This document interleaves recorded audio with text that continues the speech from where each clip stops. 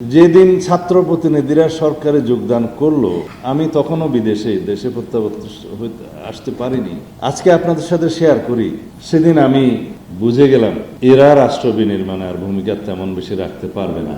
যে কোনো গণ অভ্যুত্থান পরবর্তী পরিস্থিতিতে যদি সরকারের দায়িত্ব নেওয়ার জন্য সেই সরকার অভ্যুত্থানকারীরা অংশগ্রহণ করে, পৃথিবীর সব দেশেই সেই অবস্থাটা এইরকম। অ্যান্টি ইনকামবেন্সি পৃথিবীর সব দেশে আছে, বাংলাদেশে একটু বেশিই আছে। এই সরকারের দায়িত্বে আসাটা আমার মনে হয় সেটা তাদের সঠিক বিবেচনার সিদ্ধান্ত হয়নি। এখনো তারা ছাত্র প্রতিনিধি হিসেবে যারা সরকারে বসে আছে, প্রতিদিনই তাদেরকে লায়াবিলিটি কাঁধে নিতে হচ্ছে। আমাদের যে গণতান্ত্রিক চর্চা, সেটা এগিয়ে নিতে হবে। শুধু এই পরামর্শ দিতে চাই যে পৃথিবীতে একই সাথে কেউ সরকারি দল এবং বিরোধী দল থাকতে পারে না। একই দরজা হয় খুলতে হয়, না হলে বন্ধ করতে হয়। এখনো পর্যন্ত সেই টেকনিক কেউ আবিষ্কার করতে পারে নাই। যেদিন ছাত্র প্রতিনিধিরা সরকারে যোগদান করলো, আমি তখনও দেশে প্রত্যাবর্তন আসতে পারিনি। আজকে আপনাদের সাথে শেয়ার করি, সেদিন আমি বুঝে গেলাম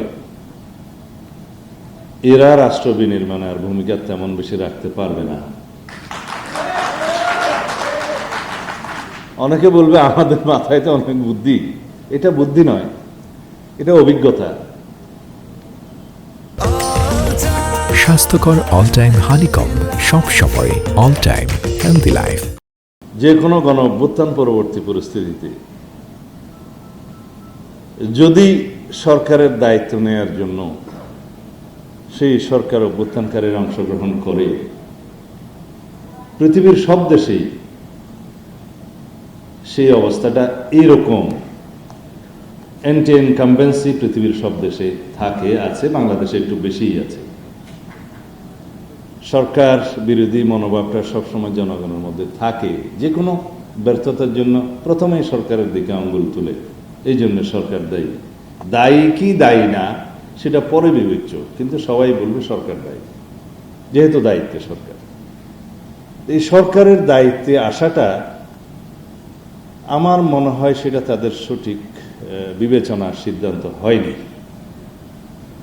তাহলে আজকে প্রেসার গ্রুপ হিসাবে, জাতিকে নির্দেশক হিসেবে একটা ভূমিকা তাদের থাকতে পারত, যেটা প্রশ্নবিদ্ধ হয়েছে।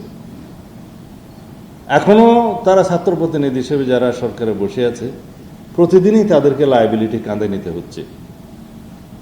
হবে। যাই হোক, ওদেরকে আমি সরে আসার জন্য আহ্বান নিজেরা জানালে তো হবে না, তাগিদটা নিজেদেরকে নিতে হবে।